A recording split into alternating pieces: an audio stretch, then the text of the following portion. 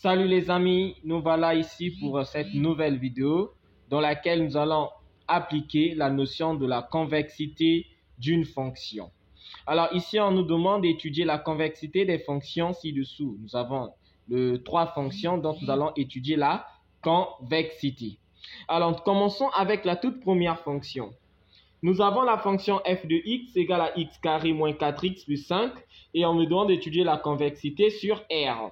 Alors, qu'est-ce qu'on m'avait dit? On m'avait dit pour étudier la convexité d'une fonction, il me faut d'abord trouver sa dérivée première, par la suite trouver la dérivée seconde et enfin étudier le signe de la dérivée seconde afin d'en déduire si la fonction elle est convexe ou encore concave ou les deux sur les intervalles bien définis, bien précisés. Alors ici, nous allons commencer par dériver pour la première fois. Alors, nous allons calculer f' de x. La dérivée de x carré me donne 2x.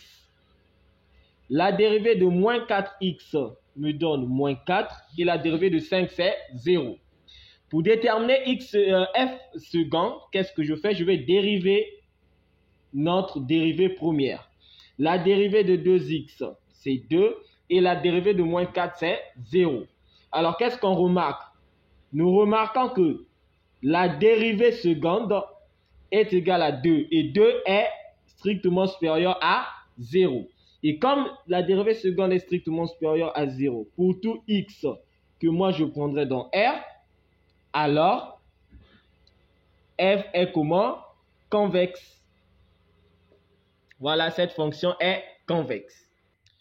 Alors, pour la deuxième fonction g de x, on me donne g de x égale à moins 3x carré plus 2x plus 1 et on me demande d'étudier sa convexité sur R.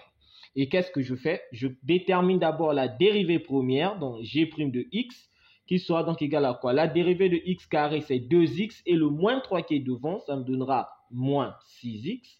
La dérivée de 2x, ça me donne 2 et la dérivée de 1, c'est 0. Par la suite, je vais dériver notre dérivée. Donc, nous aurons la dérivée de moins 6x, ça va me donner moins 6, et la dérivée de 2, c'est 0. Et nous remarquons que, voilà, comme la dérivée seconde est strictement inférieure à 0 pour toute valeur de x qu'on prendra sur R, alors, notre fonction g est comment? Concave. Notre fonction g est concave. Alors, une remarque très importante à faire ici. Dans le cas où nous avons des polynômes du second degré, donc des fonctions polynômes du second degré, pour étudier la convexité, on n'est pas toujours obligé de déterminer la dérivée seconde de la fonction. On peut bien remarquer que si le coefficient de x carré, donc le a, est strictement supérieur à 0, la fonction est automatiquement convexe. Et si le a est strictement inférieur à 0, la fonction est automatiquement concave. Et là, nous sommes sur R. Pourquoi c'est le cas? Parce que la fonction polynôme du second degré, sa courbe représentative est une parabole. Voilà. Donc, c'est une parabole. Donc, automatiquement, avec la valeur de a, je peux directement déduire la convexité de la fonction du polynôme du second degré. Et ce n'est pas le cas pour toutes les fonctions. Ça, c'est un cas particulier avec les fonctions polynômes du second degré.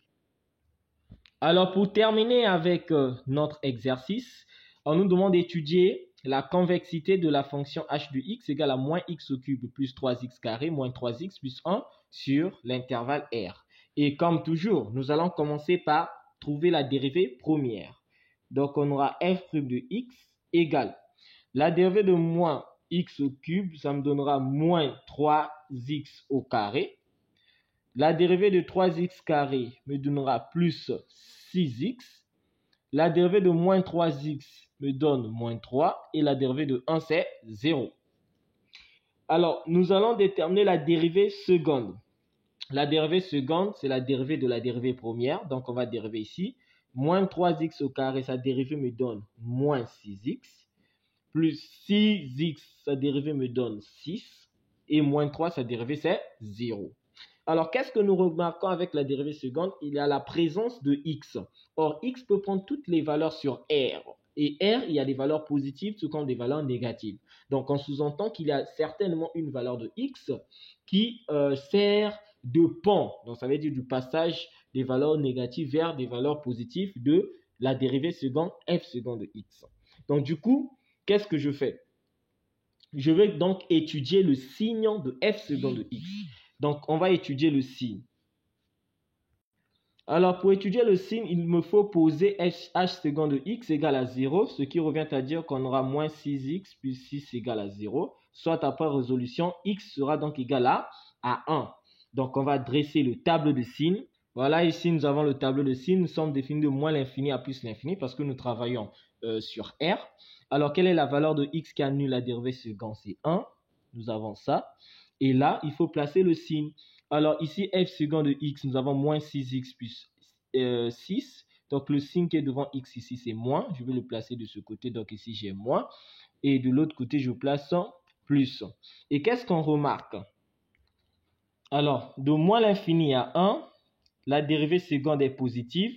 Donc, la fonction, elle est convexe sur l'intervalle de moins l'infini à 1. Et de 1 à plus l'infini, on constate que la dérivée seconde, elle est négative. Donc, la fonction h est concave sur l'intervalle allant de 1 à plus l'infini. Donc, vous voyez très bien que sur R, il y a eu deux subdivisions. Donc, on a deux sous-ensembles. Il y a une partie de R où la fonction est convexe et une autre partie où la fonction est concave. Et le point qui a annulé notre dérivée seconde, c'est l'abscisse. Donc, c'est l'abscisse de notre point d'inflexion. Et voilà comment est-ce qu'on peut appliquer notre notion de convexité d'une fonction. Alors, je vous dis ciao et à nous revoir sur la prochaine vidéo dans laquelle on va parler des limites des fonctions. Et je vous prie de vous abonner afin de ne rien rater. Merci.